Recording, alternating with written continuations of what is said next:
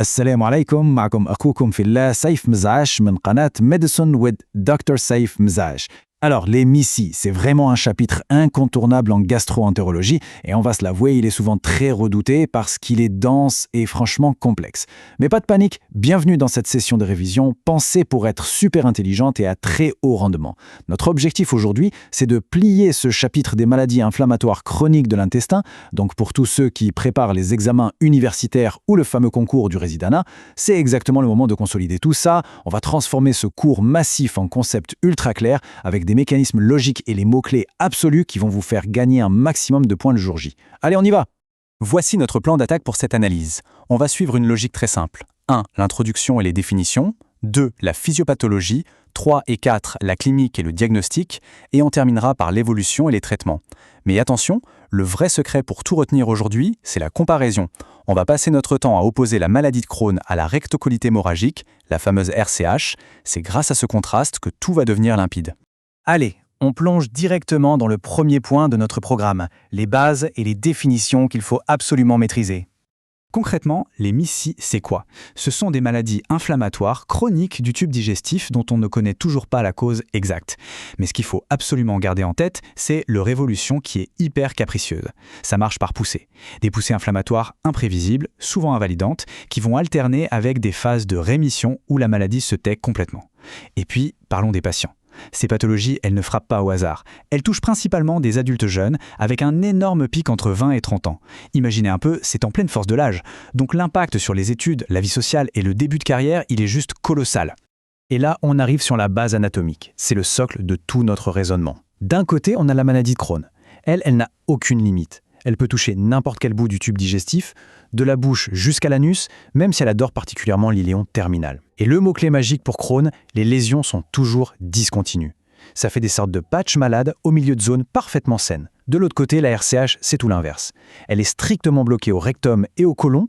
Le point de départ, c'est toujours le rectum, c'est une constante absolue. Et ensuite, l'inflammation remonte d'un seul bloc, de façon totalement continue, sans aucun intervalle sain. Ça peut monter jusqu'au cécum, mais ça n'ira jamais plus haut. Bon, maintenant qu'on a le décor, passons au deuxième round, la physiopathologie. Comprendre le pourquoi, c'est la clé pour retenir tout le reste. Il faut voir l'origine des MICI comme une véritable tempête parfaite. Ce n'est pas juste un seul problème, c'est un cocktail complexe de 3 grands éléments. 1. Un terrain génétique particulier. 2. Des facteurs environnementaux. Et 3. Une altération sévère du microbiote intestinal, ce qu'on appelle la dysbiose. En gros, notre flore intestinale, censée nous protéger, perd complètement l'équilibre. Et ce mélange provoque une réaction complètement démesurée de notre système immunitaire qui va s'attaquer à l'intestin et créer cette inflammation chronique qui s'auto-entretient. Et en parlant d'environnement, on a un piège d'examen qui est tout simplement légendaire, le tabac. Son effet est radicalement opposé selon la maladie. Pour Crohn, le tabac est un véritable poison. C'est un facteur aggravant majeur, ça augmente les rechutes, ça pousse vers la chirurgie, bref, le sevrage doit être absolu. Mais pour la RCH, et c'est là que la médecine est parfois folle, le tabac est un effet protecteur. C'est très fréquent de voir une première poussée de RCH exploser juste après qu'un patient a arrêté de fumer. C'est complètement contre-intuitif, on est d'accord, mais c'est une règle d'or qu'il faut absolument verrouiller dans votre esprit. Allez, on passe à la troisième partie, la clinique. En gros, comment cette tempête microscopique se manifeste-t-elle chez la personne en face de nous? Sur le plan digestif, c'est le jour et la nuit. Pour la maladie de Crohn, on a un tableau de diarrhée chronique avec des douleurs souvent localisées en bas à droite, dans la fosse iliaque droite. Mais le signe roi de Crohn, c'est le syndrome de Koenig. Imaginez une tuyauterie partiellement bouchée. Le patient a très mal au ventre, la douleur monte, on entend des bruits de ventre énormes, les borborygmas, et d'un coup, clac. La douleur disparaît brutalement avec une grosse libération de gaz et de sel. C'est l'obstruction qui cède, typique. On voit aussi souvent des lésions sévères au niveau de l'anus, comme de grandes fissures indolores. Pour la RCH, c'est tout autre chose. Le maître mot, c'est le syndrome dysentérique. Des selles qui n'en sont plus vraiment, bourrées de glaire et de sang. Le patient a ce qu'on appelle un syndrome rectal, l'envie d'aller aux toilettes en permanence avec des douleurs qui siègent plutôt à gauche ou en bas du ventre. Mais attention! Grosse erreur à ne pas faire. Ces maladies ne restent pas sagement dans l'intestin. Ce sont des maladies systémiques. Un tiers des patients vont développer des signes en dehors du tube digestif. On a des douleurs aux articulations, comme la sacroiliite, des problèmes de peau impressionnants, comme l'érythème noueux ou le fameux pyoderma gangrenosum. Même les yeux peuvent être touchés par des uvéites. Mais s'il y a un seul truc extra-digestif à retenir pour vos QCM, c'est la cholangite sclérosante primitive ou CSP. C'est l'atteinte du foie la plus spécifique et elle est ultra liée à la RCH. Ne l'oubliez jamais. On attaque la 4e étape, le diagnostic. Comment on prouve tout ça? C'est ici qu'on fait la vraie différence sur un dossier clinique. Alors ça, c'est ce que j'appelle le code de triche de la biologie. Quand on hésite entre Crohn et RCH, la sérologie vient à la rescousse. Ce n'est pas fiable à 100%, mais ça oriente énormément. La règle est binaire et super simple. Les anticorps ASCA, c'est pour la maladie de Crohn. Les anticorps ANCA, c'est pour la RCH. ASCA, Crohn, ANCA, RCH. C'est direct, ça tombe tout le temps, il faut que ce soit un réflexe. Bien sûr, l'examen de référence, ça reste l'endoscopie. Et là, on va vérifier en direct ce qu'on a dit sur l'anatomie. Chez un patient Crohn, la caméra va révéler des ulcérations qui ressemblent à des aftes profonds. C'est hyper asymétrique et surtout, on voit des zones de muqueuse totalement intactes entre les lésions, la fameuse discontinuité. Dans la RCH, la caméra montre une paroi rouge vif, granitée, qui saigne à la moindre égratignure. Et l'inflammation remonte en continu depuis le bas, sans aucune pause, jusqu'à s'arrêter net. La démarcation est franche, il n'y a rien de malade plus haut.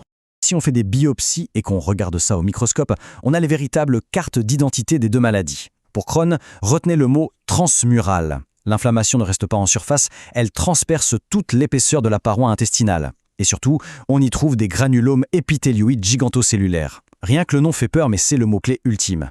Pour la RCH, l'inflammation reste très superficielle, bloquée dans la muqueuse, et sa signature microscopique, ce sont les abcès intracryptiques. Si vous voyez ces mots dans un énoncé, vous avez déjà la réponse.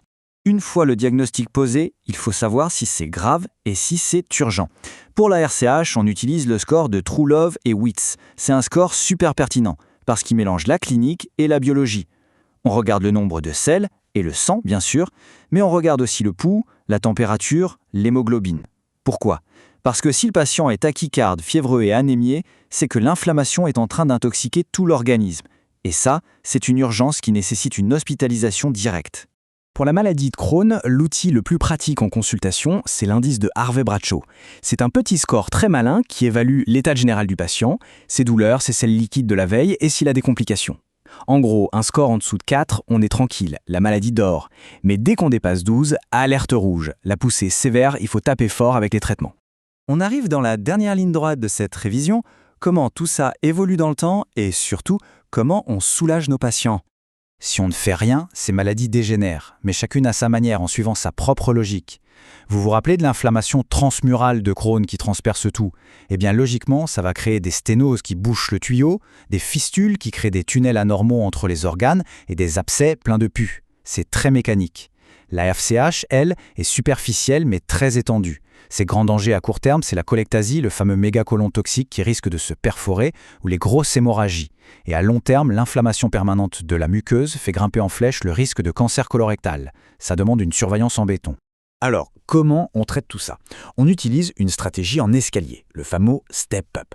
L'objectif est simple. Éteindre l'incendie de la poussée, puis empêcher qu'il ne reprenne. On commence doucement avec les dérivés 5-ASA, qui marchent surtout très bien pour la RCH. Si ça chauffe trop, on sort les corticoïdes pour casser la poussée. Mais attention, les corticoïdes, jamais sur le long terme. Pour maintenir la paix, on passe aux immunosuppresseurs classiques ou aux biothérapies ultramodernes, comme les anti-TNF-alpha. C'est vraiment la révolution de ces dernières années. Et si tout échoue, ou en cas d'urgence grave, il ne reste que la chirurgie. Sauf que là encore, la chirurgie a des résultats complètement différents. Pour la maladie de Crohn, on va presque toujours devoir y passer un jour ou l'autre. On coupe le bout d'intestin bouché ou fistulisé. Le patient va mieux, mais la maladie finit presque systématiquement par revenir sur les zones saines restantes. Ce n'est pas curatif du tout. Pour la RCH, vu que le problème est bloqué au côlon et au rectum, la chirurgie est radicale, on enlève tout. C'est lourd, c'est une coloproctectomie totale, mais la super nouvelle, c'est que ça guérit définitivement la maladie digestive. On termine avec le résumé flash, c'est vraiment la diapo qu'il faut photographier mentalement. Qu'est-ce qu'on retient ? On parle de sujets jeunes, le tabac aggrave Crohn mais protège la RCH, niveau clinique, syndrome de Koenig d'un côté, dysenterie de l'autre, la bio, ASCA pour Crohn, ANCA pour RCH, l'histo, transmural et granulome pour Crohn, inflammation muqueuse et abcès cryptique pour la RCH. Si vous maîtrisez ces oppositions, vous êtes invincible sur ce chapitre. Assimiler ces concepts ciblés et bien structurés, c'est ce qui va faire toute la différence pour vous. Et au-delà des examens, gardons en tête que ces maladies frappent en pleine jeunesse. Le vrai défi de demain, c'est de voir jusqu'où les nouvelles biothérapies vont pouvoir repousser cette chirurgie qui reste souvent lourde de conséquences. هذا ما وفقني إليه الله فإن أصبت فمن الله وإن أخطأت فمن نفسي ونلتقي في دروس قادمة بإذن الله